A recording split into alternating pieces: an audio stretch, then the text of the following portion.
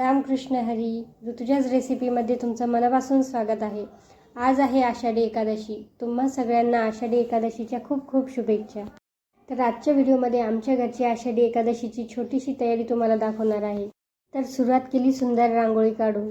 आषाढी एकादशीनिमित्त घरातलं हे प्रसन्न वातावरण मनाला अगदी शांत करून जातं आणि दिवसाची सुरुवात खूप छान होते. आणि ज्यांना प्रत्यक्ष पंढरपुराला जाता येत नाही त्यांच्यासाठी टीव्हीवरचे हे क्षणही तितकेच खास वाटतात.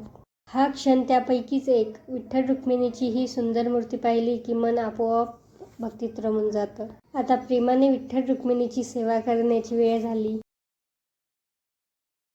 तशी भक्ती मनापासून केली की प्रत्येक सेवा खास वाटते. आणि हो, हा व्लॉग जर तुम्हाला आवडत असेल तर लाईक करून तुमचा सपोर्ट द्या आणि अशाच सणासुदीच्या व्हिडिओसाठी चॅनलला सबस्क्राईब करा. विठुराया आणि रुक्मिणीला अंघोळ घातल्यानंतर त्यांना चौरंगावर ठेवले आणि निशिगंधाच्या फुलांच्या हाराने त्यांचं रूप अजूनच खुलून आलं. या फुलांचा सुगंध आणि विठ्ठल रुक्मिणीचं सुंदर रूप हा क्षण मनात साठवून ठेवावा असाच होता. त्यानंतर विठ्ठल रुक्मिणीच्या मध्ये गुलाबाचं एक सुंदर फूल ठेवलं आणि सजावट खुलून दिसू लागली. ही साधी पण मनापासून केलेली फुलांची सजावट खूप छान दिसत होती. या छोट्याशा तयारीनंतर पूजेची सुंदर सुरुवात केली. आता दिवा लावण्याची वेळ झाली आणि या छोट्याशा ज्योतने घरच नाही मनही उजळून निघालं.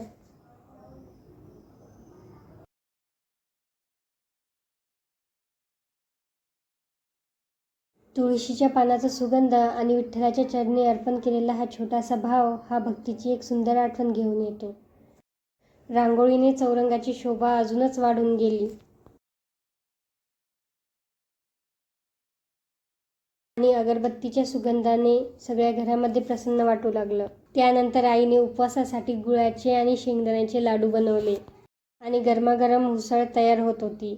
तिचा सुगंध सगळ्या घरामध्ये पसरला होता आणि उपवासाची थाळी गोड पदार्थाशिवाय पूर्ण होत नाही. हळूहळू शिराही तयार होत होता. आई उपवासाच्या नैवेद्याची थाळी तयार करत होती तोपर्यंत घरातले काही क्षण कॅमेऱ्यात शूट करत होते. प्रत्येक घराची एक ओळख असते आणि आमच्या घरात प्रेरणेचं हे स्थान कायम खास आहे. त्यानंतर प्रेमाने तयार केलेला नैवेद्य विठुरायाला अर्पण केला आणि पाणी फिरवून विठुराया आणि रुक्मिणीला पिण्याचं पाणी ठेवलं.